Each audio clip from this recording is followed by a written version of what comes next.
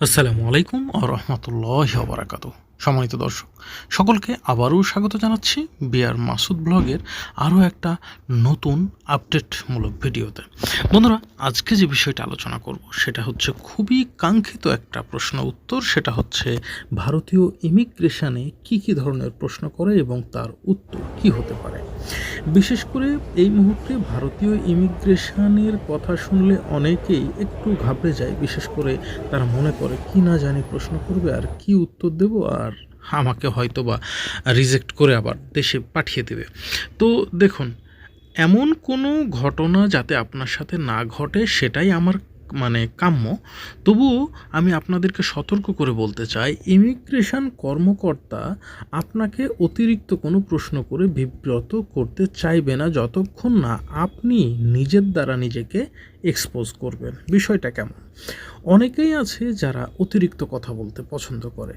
যেমন ইমিগ্রেশন লাইনে দাঁড়িয়ে যখন একজন ইমিগ্রেশন কর্মকর্তা তাকে জিজ্ঞেস করে আপনি কোথায় যাবেন, আপনি যেহেতু ট্যুরিস্ট ভিসায় যাচ্ছেন, আপনি বলে দিলেন আপনি কোন জায়গা যাবেন। যদি আপনি বলেন আপনি চেন্নাই যাবেন বা দিল্লি যাবেন, তাহলে সেক্ষেত্রে অবশ্যই আপনার কাছে ডকুমেন্টস চাইতে পারে যে আপনার ট্রেনের বুকিং আছে কি না, বা আপনি সেখানে কোন হোটেলে থাকবেন, হোটেল বুকিংয়ের কাগজ আছে কি না, ডিটেলস আপনার কাছে জানতে চাইবে। আপনার কাছে সফট কপি বা হার্ড কপি প্রমাণ থাকলে আপনি সেখানে শো করবেন, এটাই কাম্য। এরপরে কিছু মানুষ ভুল করে, যে এই গেল কয়েকদিন আগের কথাই বলি, জাস্ট একটা উদাহরণ দিয়ে। কোনো এক মহিলা ভারতে গিয়েছেন, তো তিনি ট্রিটমেন্ট করাতে যাবেন। সেই মহিলাকে জিজ্ঞেস করা হয়েছিল আপনি কোথায় যাবেন, তিনি বলেছে আমি ট্রিটমেন্ট করাতে যাব। তো এখন কোথায় উঠবেন, সে বলেছে আমার মেয়ের বাসায় গিয়ে উঠব। তার মানে আপনার মেয়ের বাসা বলতে বলে আমার মেয়ে হচ্ছে ভারতে থাকে, তার বিয়ে দিয়েছে আমি ভারতে। তো দেখুন, ভারতীয়রা ইমিগ্রেশনে এই মুহূর্তে যে কারণে বেশি কড়াকড়ি করছে তার মধ্যে অন্যতম কারণ হচ্ছে কিছু বাংলাদেশি আছে যারা ভারতে গিয়ে থেকে যায়, তার পরবর্তীতে আসে না। আর এই থেকে যাওয়ার প্রবণতাটা তাদেরই বেশি যাদের আত্মীয় স্বজন ভারতে আছে।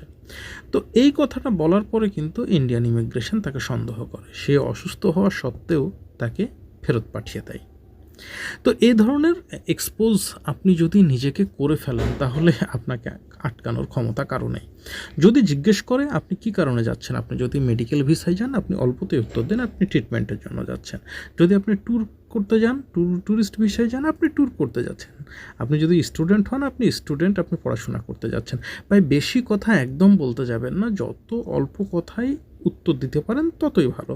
তবে কিছু কিছু ইমিগ্রেশন অফিসার আছে শুধু আপনাকে বিরক্ত করার চেষ্টা করবে। তবে আপনি বিরক্ত না হয়ে আপনি ধৈর্যের সঙ্গে খুব কম শব্দে কম কথায় উত্তর দিবেন এবং নিজের মধ্যে বিরক্তি ভাবটা প্রকাশ করবেন না। অনেক ক্ষেত্রে এমন ঘটনাও ঘটেছে যে বেশি বিরক্ত হয়ে দেখা যাচ্ছে সে ব্যক্তি রাগান্বিত হয়ে গেছে, পরবর্তীতে তাকে ফেরত পাঠিয়ে দেওয়া হয়েছে। তো এই ধরনের আচরণগুলো থেকে বিরত থাকবেন। অবশ্যই আপনার কাছে যে সমস্ত জিনিসগুলো তারা জানতে চাইবে, দেখতে চাইবে, আপনি কত টাকা নিয়ে গিয়েছেন, আপনার প্রিভিয়াস পাসপোর্টগুলো চেক করতে হতে পারে, এবং প্রিভিয়াস হিস্টোরি যদি এমন হয় যে আপনি পাকিস্তান গিয়েছেন, আফগানিস্তান গিয়েছেন, কেন গিয়েছিলেন, এমন ধরনের ঘটনাও ঘটতে পারে।